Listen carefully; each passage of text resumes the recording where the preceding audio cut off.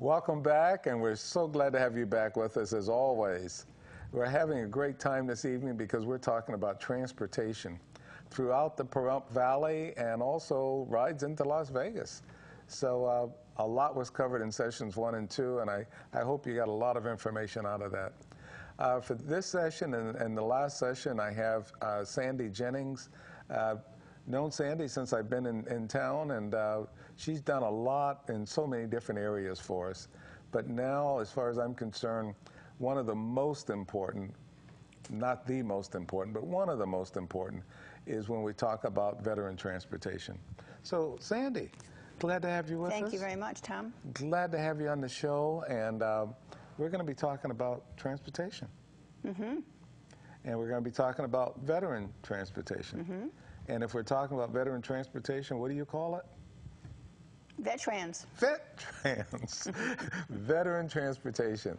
I like the way they put that together. It makes it, everybody understands what that's all about that way. Mm-hmm. So veteran transportation. And so veterans can get a ride to go anywhere they want to go? No, it's mainly medical and pharmaceutical appointments. Medical and pharmaceutical appointments. Yes. Let me throw back something, because the DAV does that. Yes, they do, but they have limitations, and they are strictly volunteer, and they can only go to the Veterans Hospital in Las Vegas. And they can sometimes go here to bring a veteran to our VA clinic here in Pahrump. Okay. But their main concern is to get them to Las Vegas. Okay. And so where the DAV, Disabled American Veterans vans, can't go, Vetrans can. Yes. And so, again, because I understand some things about DAV, they can only go to VA facilities. Right. And Vetrans can go to any facilities as long as... It's medical. As long as it's medical. Yes. How about some examples of that? Well, here in Pahrump, of course, we go to all the medical facilities here, like the chiropractor, the eye doctor, the VA clinic, their healthcare partners. Okay. In Las Vegas, it's pretty much the same thing. We can take them to the hospital there in Las Vegas, any private doctor in Las Vegas, as long as it's a medical appointment. Okay. And you say pharmaceuticals as well, so... Like going to the drugstore, picking up their prescriptions, like the Smiths, or to CVS, or to Walmart. Okay.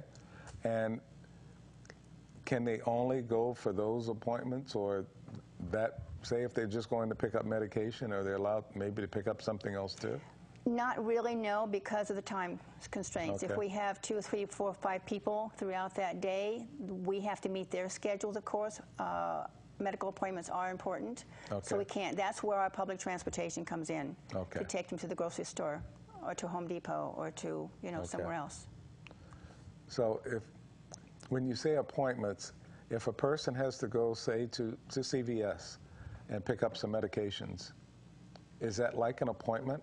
Yes. They say, yeah, what they do, they call, they called and they said that their prescription is ready. Can you take me over to pick it up? I have no other way. Absolutely. Okay. And then we'll work them in the schedule in between, since it's not really an appointment. Gotcha. Okay. So if we're taking someone to a doctor's appointment and this person has to be dropped off at the drugstore, we can do that.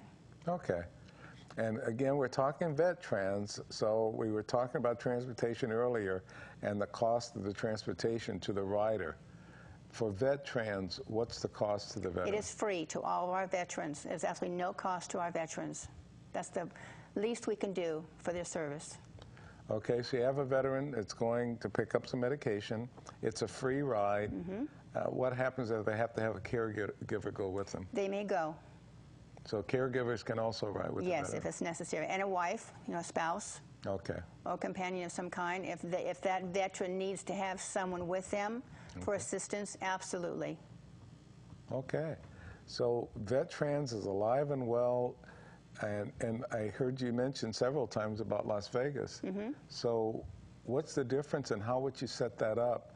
Say if somebody wanted to go locally to pick up medication, or had to go to Las Vegas for an appointment?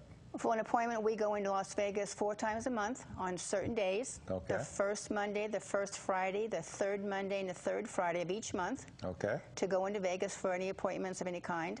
Here in Pahrump, it's Monday through Friday from 8 to 3. And how many buses do you have to provide this transportation? We have one. One bus to provide all of this? Yes, we do, yes. We also have the opportunity to use our RSVP bus, and we also have kind of a relief van, because all the vehicles here in town are being used for our seniors and for our veterans and for people going to work and whatever. So we're trying to keep as many vehicles available as possible. And if one is being used, then we go to the next option. Okay. So that there's no saying, well, we have nobody, you know. We'll work it out. Now you have the bus or buses, and they're doing all this for the veterans. Obviously, you need somebody to drive those buses. Yes, we have 3 part-time drivers, which they prefer part-time, which is fine, and it is a paid position. Okay. So we still are looking for, if we can get any more part-time drivers. They just need to contact our mobility manager, Albert Bass. And I meant to mention, you know, I mentioned Albert Bass during the first 2 sessions because he's involved in all the transportation needs. And again, I'm hearing his name with VetTrans. So it's very important. Albert's very important to all of us. Yes, he is. And we know that. But people in the community need to know just how important he is to our community as well. So, so we have Albert, and they can contact him if they want to be a driver. Yes. How would they contact him? You can contact the phone number. I have the phone number for the VetTrans, of course, which is 572-8387. It's probably on the screen. I don't have his card with me, but they can contact him through the Nye Community Coalition. Okay. And ask for Albert Bass, and they will connect him to his phone. Okay. And talk to him, and he can call them back and go through all the process. Now, the number you gave, is that a 775 number? Yes, it is. 775-572-83. There it is. That's a different number. 775-572-8387. That's Albert's number, yes. That's Albert's number. Okay. But the VetTrans number to call me for an appointment is the 572-8387. But we need Albert's number if they want to be a driver. Yes. Okay. So, and both of those have been shown on the screen. Thank you. Outstanding. Okay. So anybody out there that wants to be a part-time driver for VetTrans, and Sandy just mentioned that these are paid positions. So contact Albert, and his number was on the screen, and let him know, look, I'm interested in being a part-time driver for VetTrans, and tell me what I need to do. Absolutely. How do I sign up, and all the other things that go with it. And Albert will be very good at that. Yes, he will. Okay. And if you need an appointment for VetTrans, you can contact me at that number, the 775-572-8387. And that goes right to the dispatcher, and the dispatcher is Sandy Jennings. Yes, it is. And Sandy will answer the phone and set you up with an appointment of when they're going to pick you up. Yes. Now, during the first 2 sessions, we talked about going to their house to pick them up. What do you do with VetTrans? We do the same thing as curb service. We'll come to your house, pick you up. We cannot come in the house, of course, just like the public transportation, but our driver will call you and say, I'm on my way, please be ready. Okay. And he will pick you up, take you to your appointment, and take you back home. And what about people in wheelchairs? We have, with our VetTrans bus, we have wheelchair accessibility. Okay. So we have the lift that will, you know, bring your wheelchair up into the bus. We'll strap you down safely and take you where you have to go. If you have a wheelchair patient and the next patient is also a wheelchair patient, are you able to accommodate more than one? Yes, we can accommodate 3 wheelchairs in our bus. At one time? At one time, yes. Oh, okay. Yes. I don't think, maybe a lot of people didn't know that. So we need to say that, because you don't need to worry about it. Let Sandy worry about the concerns. You just tell her what your needs are, and she'll make sure that you get the ride, that you get where you need to go, and she'll take care of the rest. Yes, thank you. Okay. What else is there about VetTrans that we have not covered? Well, my phone is on from 8 o'clock in the morning till 5 o'clock at night, Monday through Friday. We do not work on the weekends, unfortunately. Our grant does not allow that, but we can accommodate all your needs Monday through Friday, and of course our 4 times a month going to Vegas. I only need 24 hours notice for a week. Okay. And actually 24 hours notice for any of it.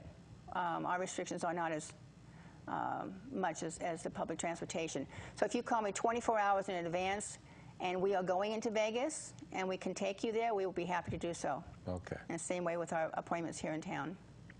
So they call you 24 hours in advance. Now you said your phone is on from 8 to 5. Mm-hmm. After 5 o'clock, do they just leave a message? Yes. Okay. Leave a message and you'll get back to them? Yes. Okay. And if they call you, say in the evening, they still need 24 hours from the 8 o'clock, yes, not from the time they call? Yes. Okay. So please understand that the time constraints are there because she needs to go ahead and plan for you to get there. You can't say, well, I called you at 5:05 in the evening when her phone is off and expect 24 hours from that right. time. Okay. So that's where we are, and VetTrans is alive and well. We have the ridership. When we first started with VetTrans, we started with, what, 5 or 6 yes, passengers? And I think we're up to 120 veterans right now, which is fabulous. So started with 5 or 6, and once the word got out, now we're up to how many? 120. 120 veterans. Yes. And it's growing. It is. Because now more and more veterans know that it's available. And like Sandy said, you know, we appreciate everything that veterans have done for us and for our country, and we're just trying to give back.